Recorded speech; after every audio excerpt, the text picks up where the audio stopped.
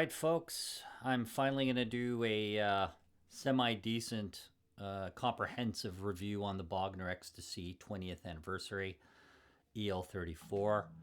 I've had this amp for a good 4 months now. Absolutely love it. I would say quite possibly the most flexible amp I have ever owned. Just because it's got 3 channels, it's got boosts on all the channels, it's got endless EQ, pre power amp and post power amp tweaking, which is pretty impressive. The effects loop has all sorts of options. You can almost use it as an attenuator. So I've got the XTC running through my Iron Man 2 attenuator, because the attenuator has a line out. It's actually the DI output, which has an emulated cab. So that's running to my Focusrite interface into my Mac. So that's the signal chain. I am using a Boss Wireless WL50, I think. Can't even see it. It's kind of dark in my room. Well, it's dark down there, not so much in the room. Guitar-wise, I've got a Music Man Ernie Ball Luke 3, Steve Lukather signature, stock pickups. I don't even remember if these are like based on PAFs. I'm pretty sure they are. They've got nice bite, which I love. This guitar also has a 10 decibel boost by pushing this button that I will be engaging, just so you can hear a different type of boost versus the amp boost, which is gain boost, apparently, whereas this is just pure 10 decibels of boost to push the tubes. I've also got a Seriatone Centura, which is a Klon Centaur right there. Sounds friggin' killer. In the effects loop, I've got an Ibanez analog delay and a Strymon Flint reverb. And that's the Bogner foot switch with the 7 buttons. So you'll see my feet tapping a little bit here and there. And I've also got a Morley wah. So that's the entire signal chain, really basic. Wah, tuner, Klon Centaur, into the front of the amp, and in the effects loop, the analog delay from Ibanez and the Strymon Flint reverb. All right, so I think I've covered all the hardware. Keep in mind that everything that you're hearing, you're not really hearing the cab. You're hearing the preamp and the power amp of the amp through the attenuator, through the emulated cab. So keep that in mind. Let's say when we're doing the clean channel demo, it's gonna sound way, way better in person. As much as I absolutely love this Iron Man attenuator, I've got tons of videos on all my attenuators. I've owned tons of them. I've owned 2 power stations. I've owned THT hot plate. I could go on and on and on. I've owned the aux box, etc. This is my favorite one. I find it gives me the most accurate capture of the tone. So enough of that. I've also got a shotgun mic that you can't see. So there's going to be a tiny bit of bleed just from the guitar. I've unplugged the cab, which I can do with the Iron Man. Basically, I've set the Iron Man for silent recording, which is basically, there's a whole bunch of parameters that you have to set in order to do that and not blow up your amp. So without further ado, so we're on the clean channel.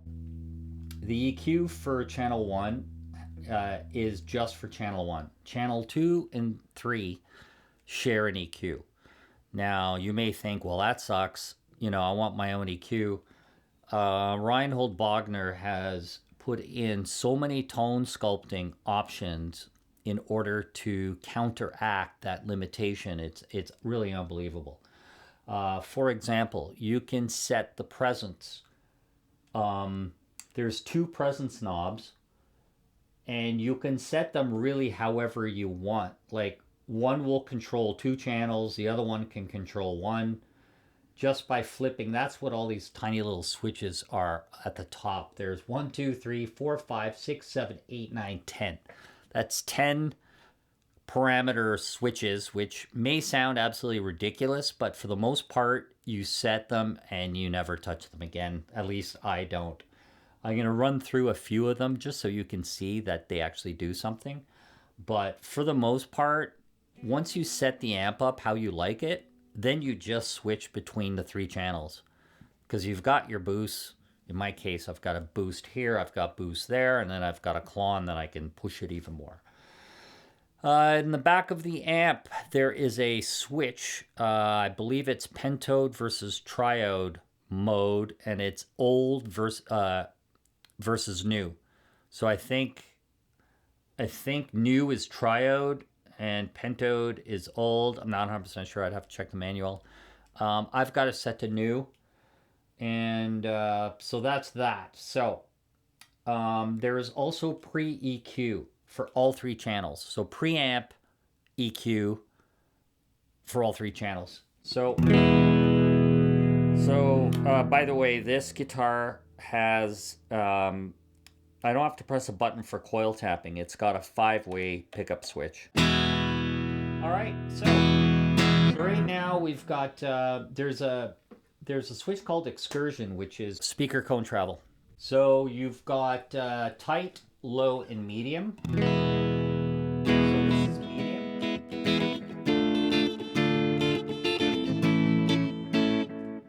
This is low. Adds a lot of low end, of course.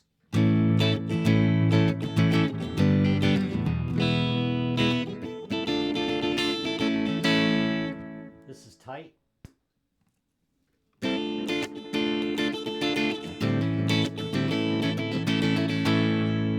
And as you suspect, as you switch between them, you're basically getting more or less low end. So right now we're in B1, which is bright 1 for pre-EQ for channel 1. This is normal. It'll be less bright. And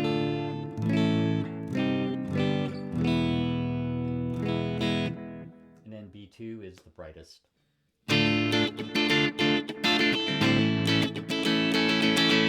Definitely noticeable there. So depending on what you want, if you've got a really dark guitar, you can either mess with the Excursion, the speaker cone, dampening or travel, whatever the hell it's called. You can mess with the pre-EQ. You've also got presence, of course. So if I dial the presence back, you know, it's going to affect the tone. So I'm going to keep the Excursion A to medium and pre-EQ to bright 1. I find that's the most balanced.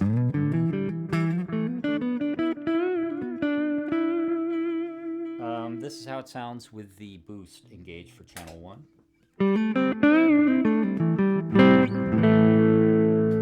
That's off.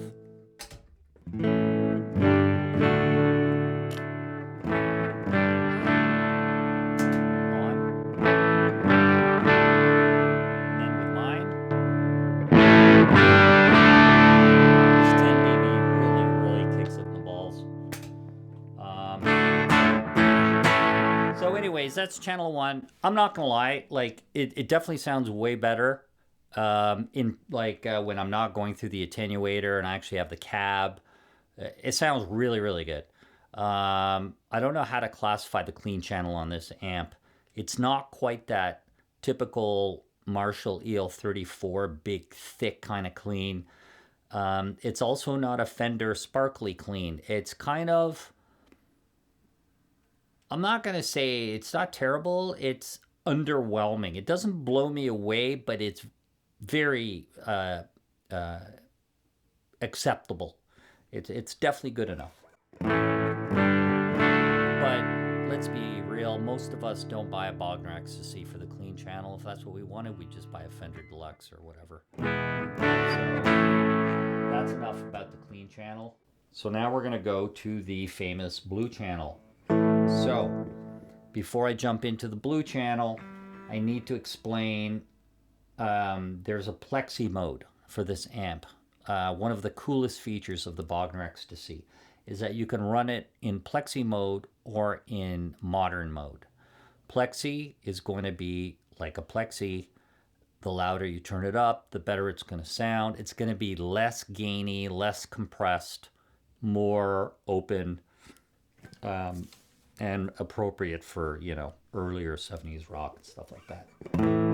So we're going to start going through some of the sounds on the blue channel. So I'm on channel 2 right now, the blue. This is bridge pickup. So right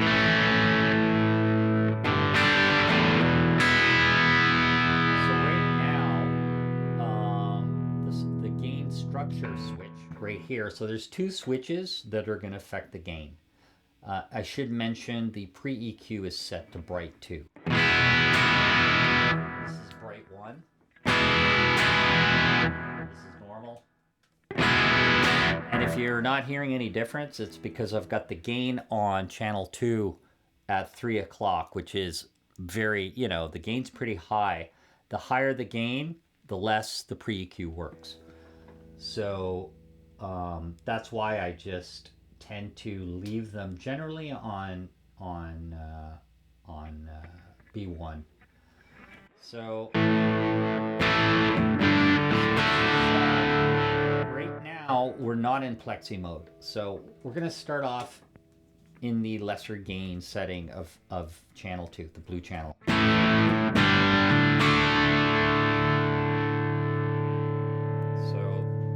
that's how it sounds. Neck pickup.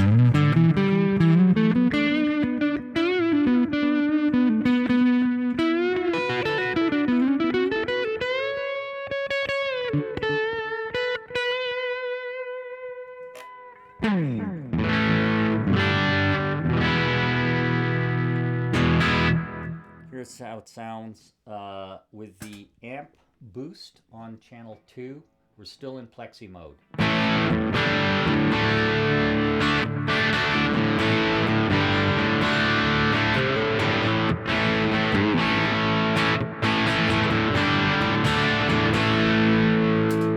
the boost off. Here's how it sounds with the clon.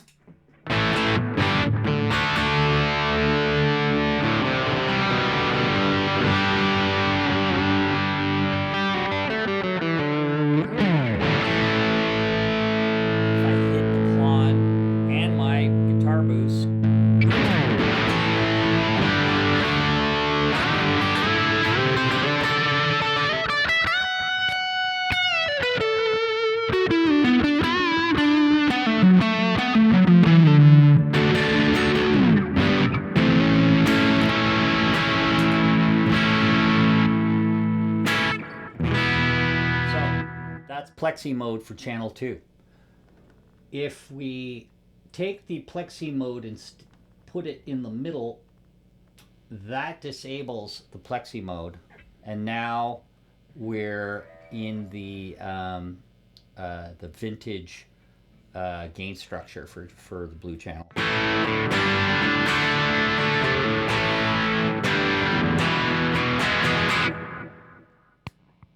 Here's the modern.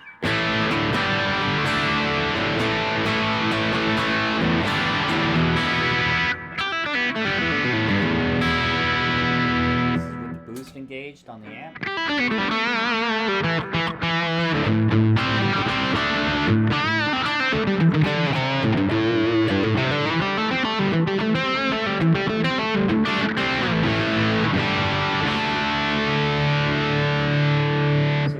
To the pre-EQ, right now we're on bright 1.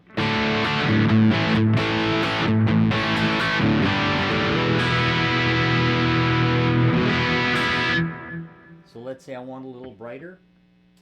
Just hit the bright B2 switch.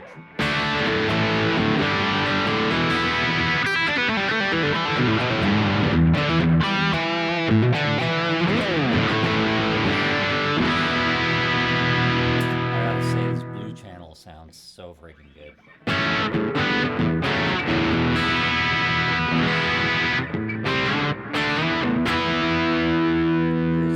Here's just the guitar boost.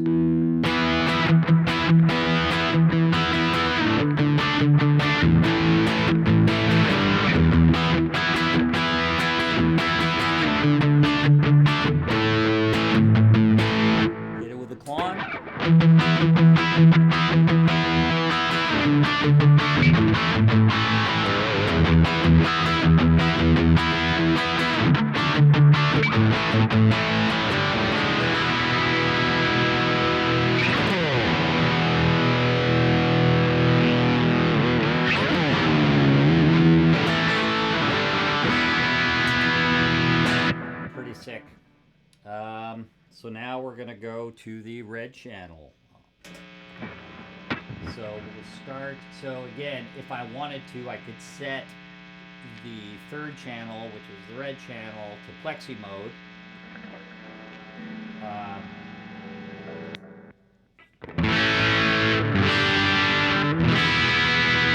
That's how it sounds.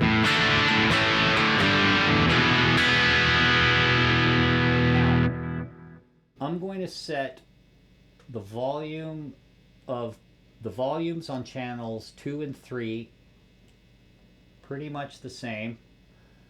I'm going to put the gain of both channels at 3 o'clock. And now we're going to switch between plexi mode of channel 2 and channel 3 so you can hear the difference. So this is channel 3, plexi mode.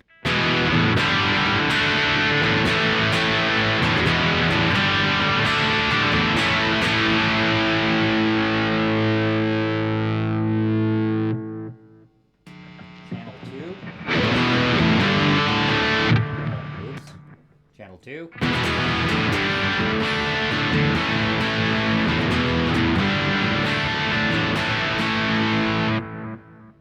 Channel 3.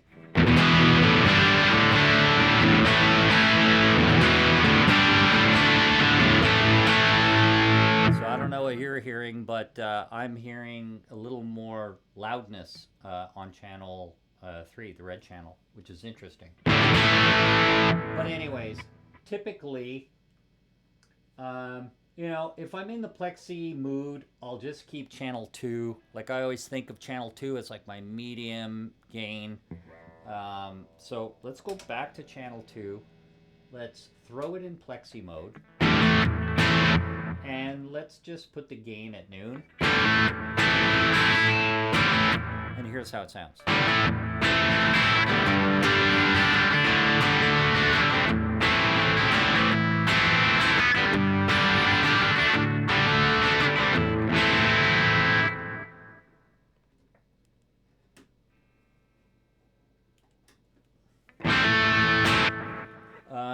So getting back to the gain structure switch, that only works when you turn plexi mode off. So let's put the gain back at around 3. It's kind of like my favorite spot.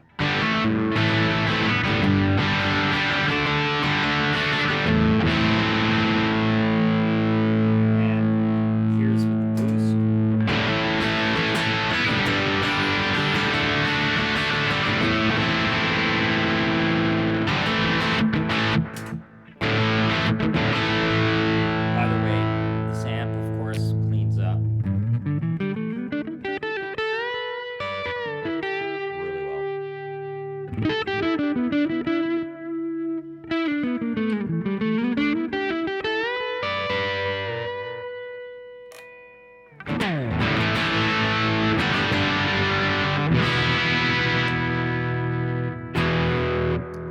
I had my 10 decibel boost switch here.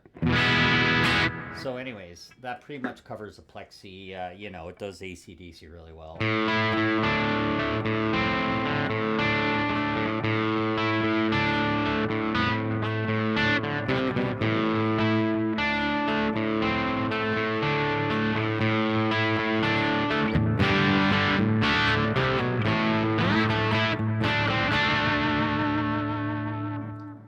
So if we take plexi mode off,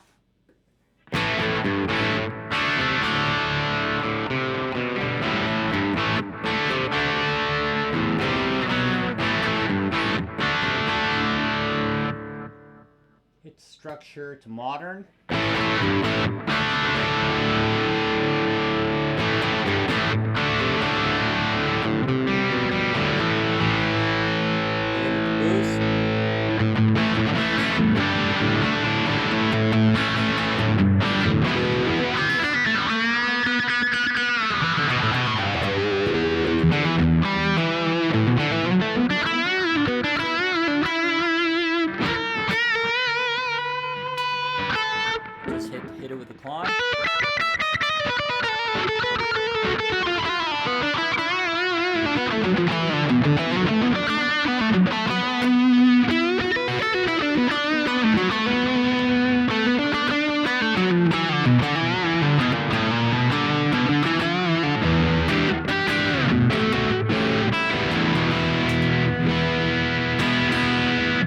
So back to the third channel.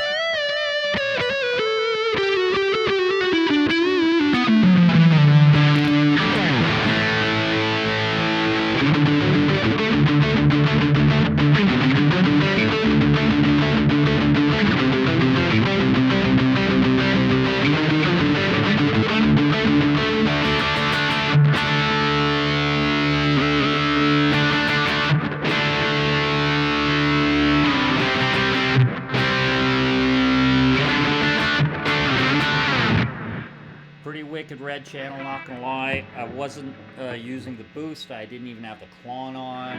Gain set at 3 if you want to hear the gain absolutely dying.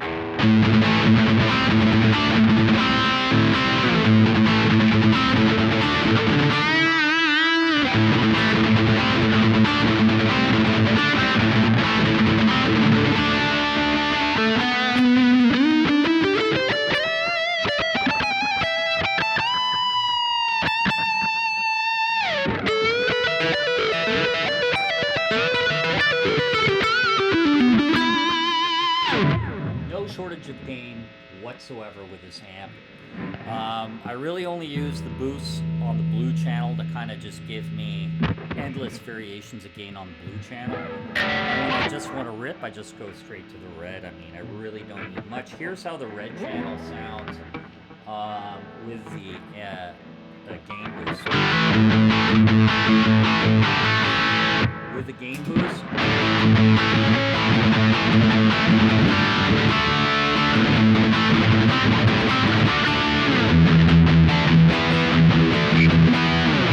So, you know, there's so much gain on tap, I would be inclined to set the gain far less back for the red channel.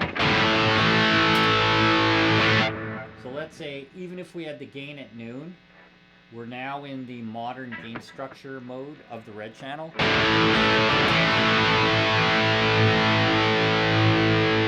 Right there, I found it sounding just a touch thin. I'm going to hit the preamp EQ of channel 3 and set it to normal. So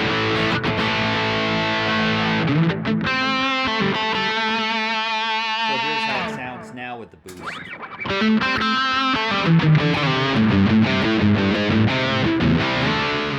Okay, so as I was filming, I literally ran out of hard drive space on my Mac Mini, so I had to empty a whole bunch of files and copy some other stuff and get recording again.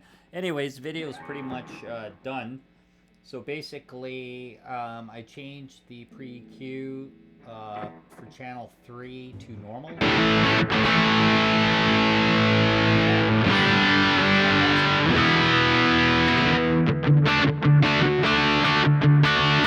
Again, the gain on channel 3 is set to noon.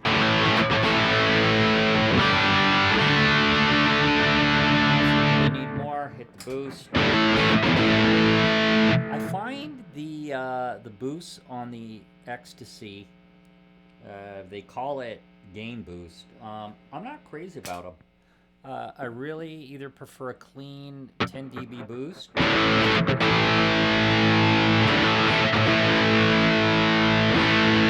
or hitting it with a clon. without the clon. With the clon.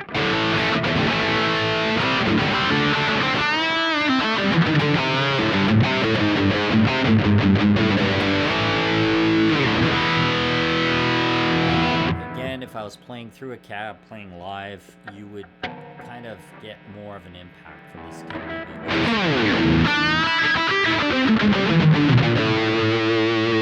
The way I'm recording right now, it's really just preamp, like hitting the tubes.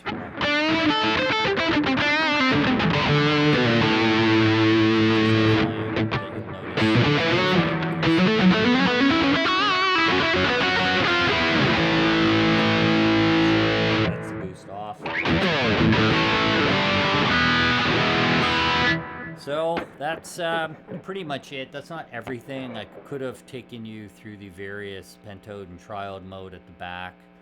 I should also mention that we've been in 50 watt mode the entire time, because 100 watts, even with the Iron Man, it's just too much. I find the signal a little too hot for my audio interface, even with the gain on the audio interface setting. But I think, you know, given that we're just recording through an attenuator, it's a fantastic amp, extremely flexible. It really can pretty much do whatever you want. And yeah, that's it. Hope you liked the video.